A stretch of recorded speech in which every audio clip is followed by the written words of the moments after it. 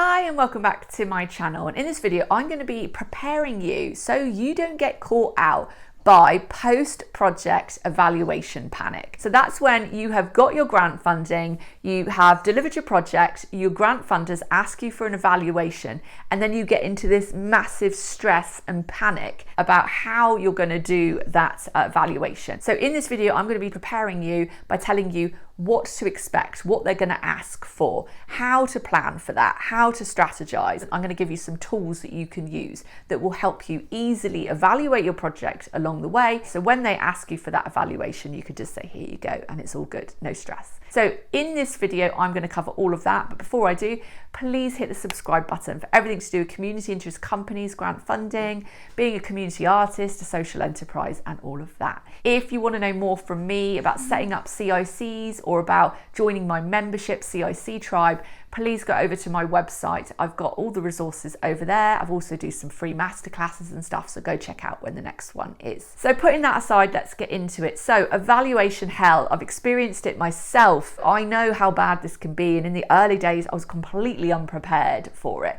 So I have definitely learnt the hard way. I also mentor hundreds of people, CICs, so I know exactly what all the different grant fundings, how they work, what they're asking for, and all of that. So I'm very knowledgeable on this topic, and I have developed a strategy to help us get through this as easy as possible. Now, I'm not gonna lie, it's still it's admin. We all hate admin, so it is gonna be a pain, but this should help. So number one, let's cover what to expect. Okay, so I want you to expect that all grant funders could ask you for an evaluation. They may ask that at the midway point, or they may ask that at the end, or both. Okay, so just be prepared that you may get audited midway. The National Lottery Community Fund often do a midway audit, and it throws people way out. So you must be prepared midway. This means that it is essential that you start your projects. Don't wait around. I've had a few people, they've waited around, or they've just started working and they haven't paid any money out for the first 6 months. And then the National Lottery have come to them and asked for a midway, and they're like, oh, we haven't spent anything yet.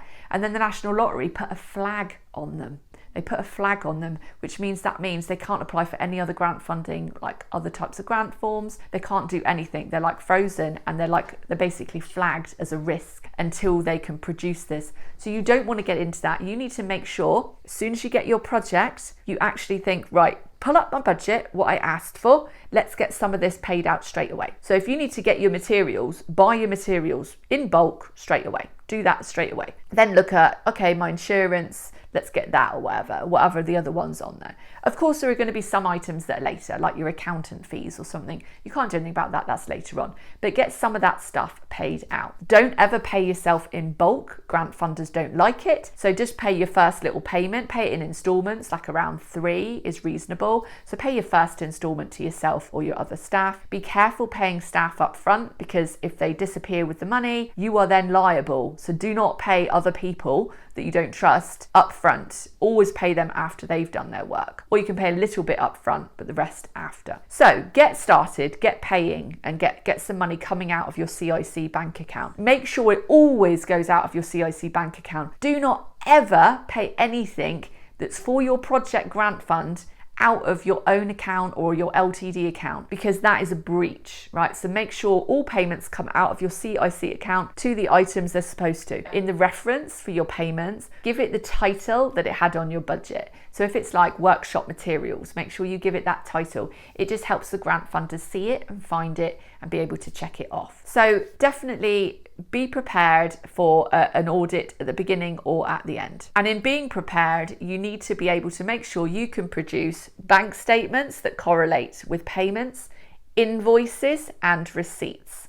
Okay, invoices and receipts. So even if, say, I'm paying myself as an artist on a project, I've got to generate an invoice for myself and a receipt for myself to prove to the funder. So you'll need to just detail that on a form, and then also make sure you chase everybody else for their invoices and receipts. Don't go paying anyone without one. You have to produce one. So that's really important. So how could you best prepare for these audits? So think about this. So you know what you've got to get. You know you need your bank statements and all that stuff, right? So the first thing is make sure you print off all your bank statements, get them downloaded and put them in a folder as you go. Get those in a folder folder. Also put the invoices and everything else. Now, on the bank statements, the annoying thing is some of the grant funders will ask you to redact. That means take out the things that aren't relevant to them and write a code. So what I do is I go down a bank statement with a highlighter. So I print it off, go through with a highlighter, or you can highlight it on your phone now as well, which is quite handy. Highlight all the items that say it's workshop materials, highlight it so they can see, and maybe even put a little code next to it so that you can then correlate it with the item. One good thing to do is have a table. So you've got all of your budgeted items that you put on your application form down one side, then what you actually spent and where that evidence is all on your table. So in your evidence section, it should say, so say workshop materials, £500, spent £500. Evidence is bank statements and Amazon orders. Yeah. And then you could even give it a code or a reference. Okay. So you need to lay it out like that on a table. It's really easy to, if you do it on a table, it's much better because then they can see they've got every piece of evidence. So do it on a table. So that's something you could start at the beginning. So as soon as you get your project grant, get a table together, write your budgeted things down so you remember what to do. Now, it's a good idea to have that in like a shared drive so your directors and people like that can look at it. Also then easier to send it to the grant funder. Now, often though, the grant funders won't want the shared drive link, which really annoys me because they should really take that, but they'll want you to actually pull everything out of the link and dump it in an email. Now, the danger of that is what if you accidentally miss something, okay? And that's happened to me before. So what if you accidentally miss something? And that's why it's always good to have the table because they'll see then, so say that you've written on the table evidence, bank statement and receipt for invoice or something, and then they see that that isn't in all of what you've sent them, then they can see that it's just the case that you haven't uploaded it. So do give them a table and make sure you ask them, can you make sure that you've got everything and let me know if something didn't upload or attach. Now, if you've got any disabilities, neurodivergent, dyslexic, all of those things, and you really struggle, or maybe you've got RSI and you struggle with all the admin of it or whatever, first of all, you need to think about factoring that in the first place so that you've got some that added in. If you know you're not going to be able to do all of that, then you need to make sure you hire an admin worker in the project. So hire that in, put that admin into your project budget so that you're going to be able to then hire somebody to do that bit of work for you. So think about that first of all. Next, you could ask them for some support. You could basically flag up, look, I am neurodivergent. I didn't factor this into the grant. I realise I should next time, but this time I'm really struggling. Can you give me a access support worker? Now, Arts Council England will, but the Community Fund don't have that kind of budget or that sort of thing going on. But so yeah, some are better than others, but you should always flag to them that you've got a disability and you've got dyslexia or something so that they take that into account. It's really important. And my last tip is basically to make sure in the first place you've kept everything simple. So for example, don't go off and do a project where you need to then generate like hundreds of receipts for itty bitty things. Like think about consolidating it. So for instance, so it's going to be easy to evidence. So for instance, I had a project where the guy he had a lot of volunteers and he was going to have to pay out loads of volunteer expenses because he had so many volunteers for this project. And I said to him, this is going to be a nightmare. If you've got like 70 people coming to you with their, £3.60 bus ticket, I said, this is going to be like a nightmare for you to do afterwards. He lived in London. So I said to him, look, how about this? How about for each of your volunteers, you get an Oyster card and you top up that Oyster card. And then you've got easily then a printout on your Oyster card system, which I know London Transport do, where you can just print it out and do it like that. So if you're in an area like London, you've got travel cards, think of it like that. Or if you have got a volunteer that's going to be coming and doing a lot of stuff, think about doing it as like an invoice and like a flat rate. So like, here's your expenses, here's 50 quid for your expenses for the year. We expect this to, amount to this amount or whatever. So you've got it, it's like a job lot. You don't want to be messing around with like a million receipts. So try to keep things simple. Same with like refreshments and stuff like that as well. Don't go and buy bottles of water every session. Instead, go to Booker's or somewhere and buy it in bulk. So you've got that stuff as just one transaction. It just cuts the transactions down. If I have to do materials for workshops, I just do it on Amazon because it's easy. I do it at the beginning. I do all of it on Amazon, and because then it's just easy. I've just got the whole lot in one hit, all done and dusted.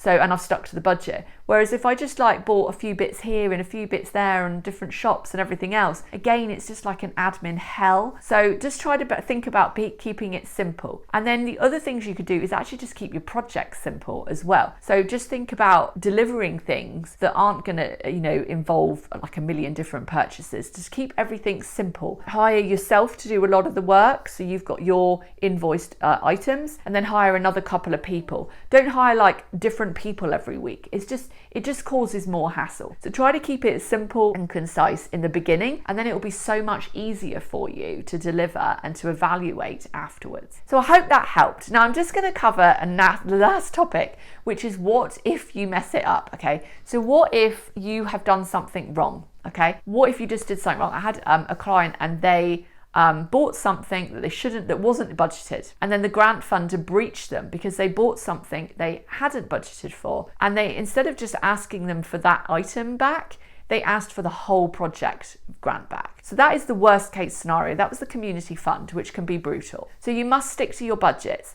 If you need to make a change, you need to email them and say, actually, can we buy this instead of this? Okay? They can be pretty unforgiving if you don't keep them updated with how you're spending their money, because they have agreed with you how you're spending it, so you need to spend it on that. It's okay to make changes, but you must get their permission, and then you keep the email so then no one can say anything afterwards. Okay, so always email them with any changes, so then at the point of evaluation you can pull up and say, this item changed, see email evidence that I got this approved, and then you put that on your table, so that all works out fine. But if you did, so say the worst happened and you got breached and they asked you to pay your project grant back. In that situation, personally, I would just close the CIC, resign as a director, because you're not going to want to pay back tens of thousands of pounds. So you can just walk. So I would recommend you make sure you dissolve the company, and then you actually make sure you resign everybody who is a director. So you take everybody off as resigned, okay? Make sure you do that, so then you are not liable for anything. The company doesn't exist anymore, so they can't